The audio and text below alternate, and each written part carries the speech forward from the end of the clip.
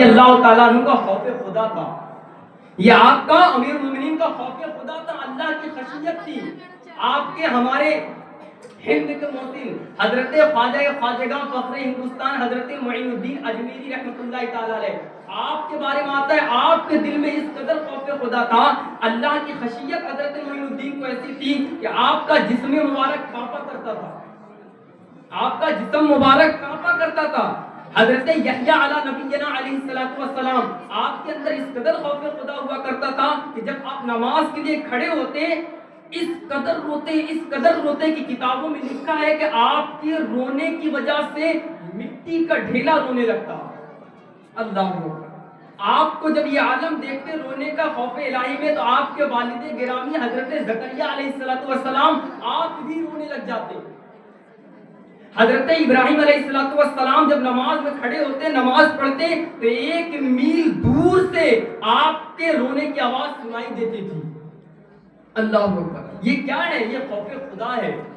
مولا کائنات حیدر کرار رضی اللہ تعالیٰ عنہ شیر خدا کہلاتے ہیں، اللہ اکبر کی صدا سنتے اذان کی، اللہ اکبر کی صدا سنتے ہی حیدر کرار کے جسم میں مبارک تھر تھر کانپنے لگتا تھا۔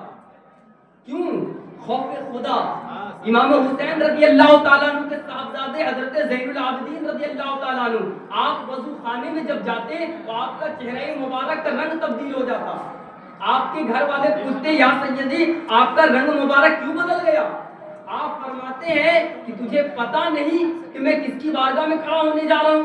اللہ اکبر، اے میرے پیارے سامنے اس قدر خوف خدا اللہ والے، خوف خدا تھا تبھی تو سجدے میں راتیں گزرتی تھی، خوف خدا تھا تبھی تو سنت رسول میں زندگی گزرتی تھی، خوف خدا تھا تبھی تو لوگوں کو ایمان کی حفاظت کا درس دیا کرتے تھے، خوف خدا تھا تبھی تو اپنا ایمان کی حفاظت کر گئے، لوگوں کے ایمان کی حفاظت کا بھی سامان کر گئے۔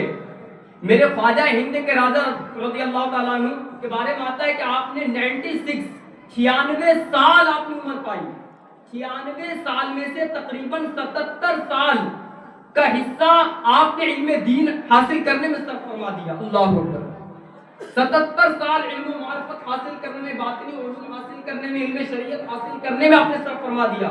45 سال ہندوستان کی سرزمین میں حضور خواجہ غریب نواز تبلیغ دین فرمائی۔ اگر کل قیامت کے دن حضور خواجہ غریب نواز نے گریبان پکڑ کر پوچھ لیا بتاؤ نا میں نے تو نانا کی شریعت کے لیے ہندوستان میں 45 سال دیے، کیا تیرے پاس وہ دین باقی ہے؟ تو ہمارا کیا جواب ہوگا؟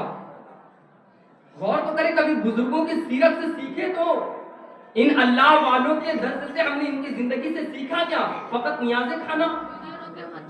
حضور غریب نواز رحمۃ اللہ تعالی علیہ کے بارے میں آتا ہے آپ کو اللہ کی عبادت سے ایسی محبت کہ عشاء کے وضو سے فجر کی نماز ادا کیا کرتے۔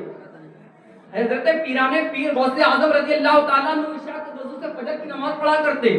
حضرت امام اعظم ابو حنیفہ رضی اللہ تعالیٰ عنہ عشاء کے وضو سے فجر کی نماز ادا کیا کرتے۔